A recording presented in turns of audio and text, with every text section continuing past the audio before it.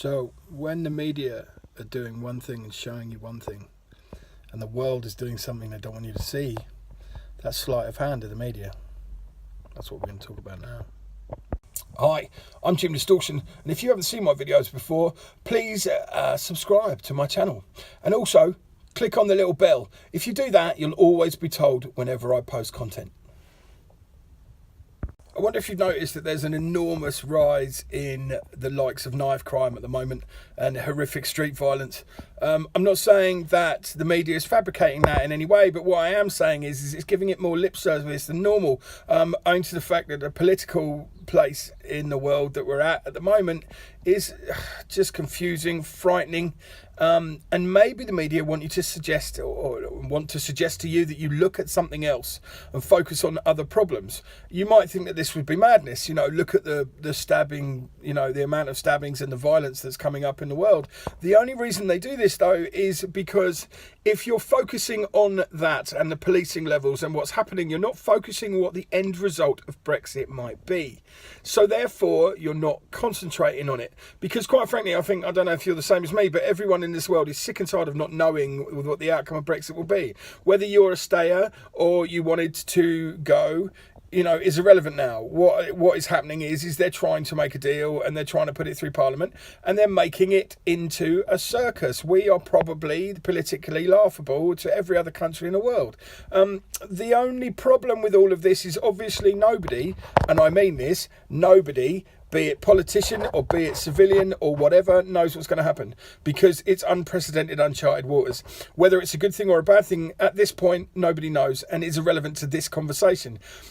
Media are strange creatures. They are spoon-fed by political agenda a lot of the times. The BBC, remember, the BBC is funded by the people of Britain and therefore is answerable to the laws and political persuasions of the country. So if the Prime Minister sends a letter to the chief of the BBC telling it what to play and what to say, then that is exactly what will happen.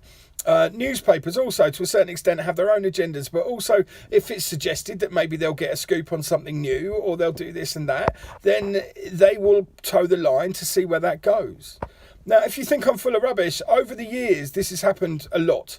Okay, so when you're seeing a massive upsurge in crime, or you're seeing a massive coverage of a disease or another nation that's in trouble, normally you have to look behind the news and find out what's really going on. There's always a conflict in the world. And if, the political agenda doesn't want you to see that conflict, then you're not going to see it. Now with the internet, that's slightly different because you can find out what's going on mostly in the world. If you're wondering whether this is real or not, next time you see another media coverage of a violent crime in this country or an outspoken rebuke of the police, or also, talking about a different way of doing things, i.e. the removal of the amount of police on the streets in this country, and indeed the actual number of policemen and women that there are, means that there can be less control. And that less control is frightening to all British people immediately. The Brexit thing, we've all been dumbed down into thinking, oh, well, it'll be all right or it won't, and there's nothing we can do about it. So the media then feeds you this violence to your face. Yeah. So the guy who is whoever, the thing that is going around stabbing people in North London, that's frightening. And it's happening, and it's immediate. It's happening right now.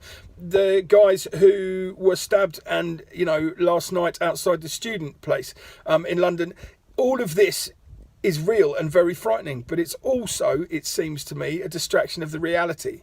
So yes, it's harrowing. Yes, it's terrible what happened to these people. But it's also a good time for the media to pull your attention away from what's going on with Brexit. That's just my opinion. Always look behind the news. Always question the media. Question everything. I've always said that. Question everything. Would you mind subscribing to the channel? That would be great. Also, here's the last video I put up, which was a little while ago, to be fair. And here is the one YouTube picks for you because they know you better than I do.